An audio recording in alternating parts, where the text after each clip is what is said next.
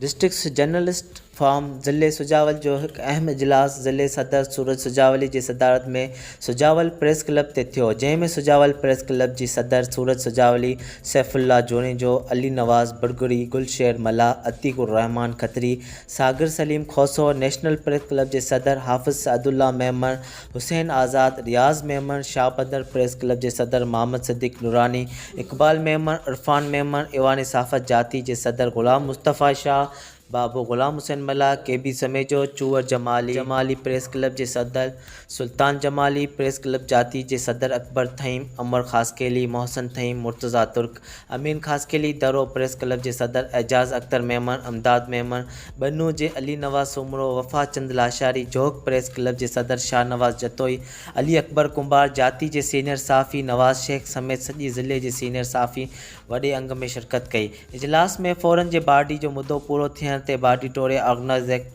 Committee जोड़ी वई, जंहिंमें सूरज सुजावली, सैफुल्ला जोनेजो, सुल्तान फारूकी, गुलाम मुस्तफ़ा शाह, ख़ालिद खट्टी, उमर खासकेली, मुख्तियार ज़हूर, शाहनवाज़ जतोई, एजाज़ अख्तर मेमन, फज़ुल्ला फ़याज़ ऐं नेशनल प्रेस क्लब सुजावल मां मिलंदड़ हिकु नालो शामिल कयो वेंदो। ज़रूरत पवण ते कमेटी में को नालो वधायो वेंदो। फोरम के वधीक मज़बूत ऐं मुस्तहकम करण ते इत्तफ़ाक़ कंदे कमेटी के सॼे ज़िले जो दौरो करे मेंबरशिप मुकमल करण जो टास्क ॾिनो वियो ऐं फोरम के मुनज़्ज़म ऐं मज़बूत करण लाइ ज़िले जे तमामु सहाफ़ियुनि सां मुलाक़ात करण जो फ़ैसिलो कयो वियो। उहो पिणु फ़ैसिलो कयो वियो त ज़िले जे सहाफ़ियुनि जी वाहिद मुनज़्ज़म इतिहाद में कंहिं बि साज़िशी ऐं सारो माण्हू खे ॾार विझणु न ॾिनो वेंदो ऐं सहाफ़ियुनि जे इतिहाद ख़िलाफ़ साज़िश कंदड़ खे भरपूर जवाबु ॾिनो वेंदो।